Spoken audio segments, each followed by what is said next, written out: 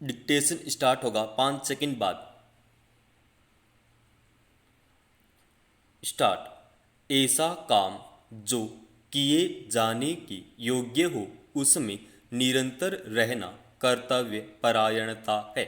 ऐसा काम जिसे पूरा करना अनिवार्य और परम धर्म हो उसमें निरंतर संलग्न रहना कर्तव्य परायणता है।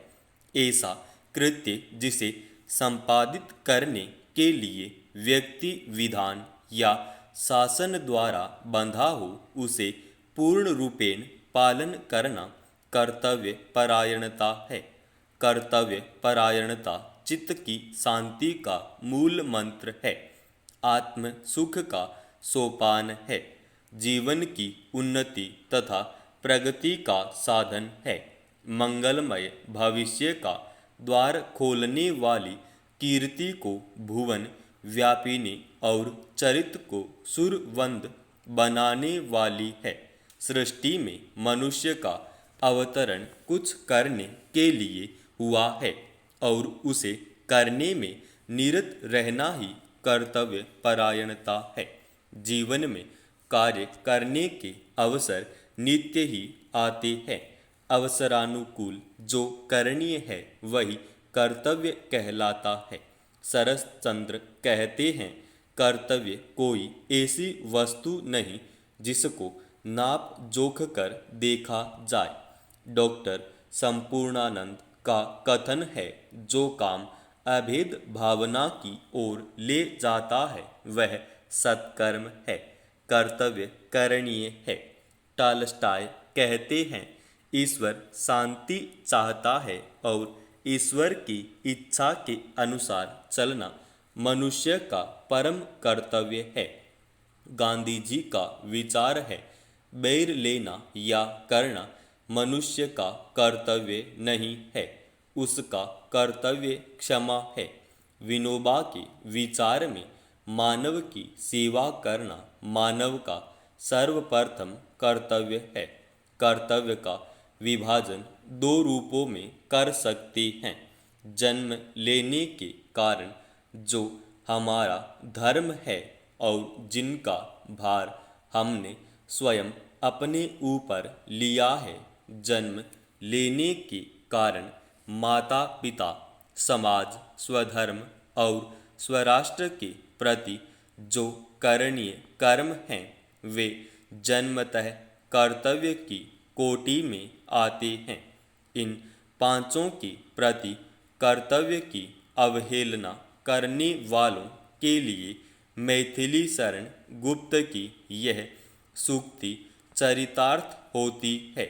वह नर नहीं नर पशु निरा है और मृतक समान है।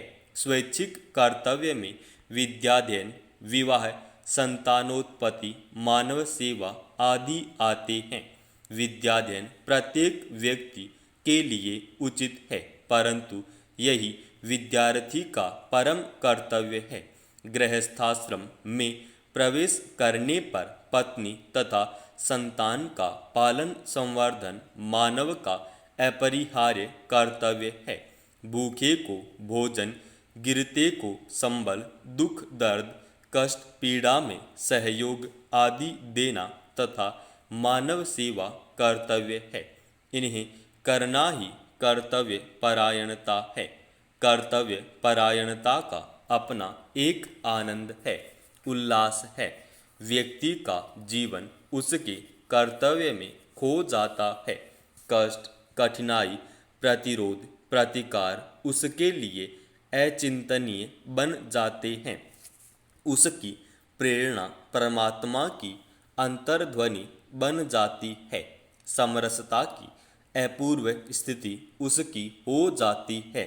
परिवार के प्रति कर्तव्य निर्वाह में अहरनिश संलग्न परिवार का मुखिया, संतान संवर्धन में सदैव चिंतित माता पिता का मन, शिष्यों के शिक्षण में आत्मविभोर गुरु, मानव सेवा में लगा महामानव नित्य सुख में स्थित रहता है। उसके लिए प्रसाद जी के शब्दों में चेतनता एक विलसती आनंद अखंड घना था। कर्तव्य की कठोरता भी बड़ी विलक्षण है। इस कठोरता क्रूरता की भावनाओं को वही समझता है कि उसे जिन भावनाओं से प्रेरित होकर वैसा करना पड़ा था, अतः कर्तव्य जो न करा दे कम है। सती शिरोमणि निरपराध गर्भवती भगवती सीता के परित्याग का श्री राम का आदेश उनकी कर्तव्य परायणता का अद्भुत उदाहरण है। हृदय पर वज्र रखकर ही यह आदेश उनके मुख से निकला होगा। सत्यवादी राजा हरिश्चंद्र का अपनी ही पत्नी से अपने ही आत्मज की अंत्येष्टि के लिए शमशान कर मांगना कितनी निर्मम कर्तव्य परायणता है। सरदार पटेल न्यायालय में बहस कर रहे थे, तभी उन्हें उनकी पत्नी की मृत्यु का तार मिला। तार पढ़कर जेब में रख लिया और उसे गंभीरता से बहस जारी रखी। अपने मुवक्किल को मुकदमे में जिताना उनका पहला कर्तव्य था। यहाँ कर्तव्य के सम्मुख भावना पराजित हो गई। धर्म के दीवानों की कर्तव्य परायणता देखिए। महर्षि दधीची ने देवताओं की आर्त प्रार्थना सुनकर अपनी अस्थियों का दान कर मृत्यु का आलिंगन कर लिया। गुरु गोविंद सिंह के 2 पुत्र दीवार में चुनवा दिए गए, पर इस्लाम धर्म स्वीकार नहीं किया। धर्मवीर हकीकत राय ने अपनी गर्दन कटवाना स्वीकार किया, किंतु यवन धर्म स्वीकृत नहीं किया। स्वधर्म की रक्षा के लिए जीवन की आहुति देना उनका कर्तव्य था। 20वीं सदी का अंतिम चरण कर्तव्य विमुखता का कलंकित इतिहास है। माता पिता गुरुजन का अनादर अपमान आदि कर्तव्य विमुखता है। धर्म तथा समाज के प्रति आत्मघाती द्रोह है। मातृभूमि के प्रति छल कपट प्रपंच तो नेताओं के रक्त का कैंसर है।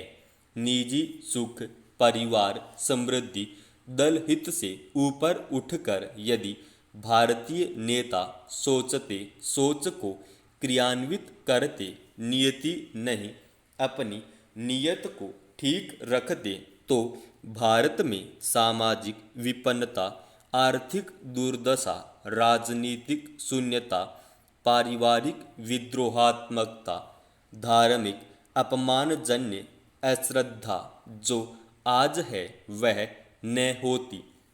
कर्तव्य जीवन का अनिवार्य अंग है। इसमें परायण होने में ही समझदारी है, सुख है। मायावी संसार से जूझने, संघर्ष करने तथा अग्नि परीक्षा में सफल होने का महामंत्र है। दिव्य अस्त्र है। उच्च चरित्र तथा उज्जवल भविष्य का परिचय पत्र है। स्वामी विवेकानंद कहते हैं, हमारी उन्नति का एकमात्र उपाय है कि हम पहले वह कर्तव्य करें जो हमारे हाथ में है, और इस प्रकार धीरे धीरे शक्ति संचय करते हुए क्रमशः हम सर्वोच्च अवस्था को प्राप्त कर सकते हैं। व्यक्ति का आचरण तथा चाल चलन चरित्र कहलाता है। शक्ति का कार्यकारी रूप बल है। आचरण और व्यवहार में शुद्धता रखते हुए दृढ़ता से कर्तव्य पथ पर बढ़ते रहना चरित्र बल है। व्यक्तित्व की निश्चल स्वाभाविक प्रस्तुति चरित्र बल है।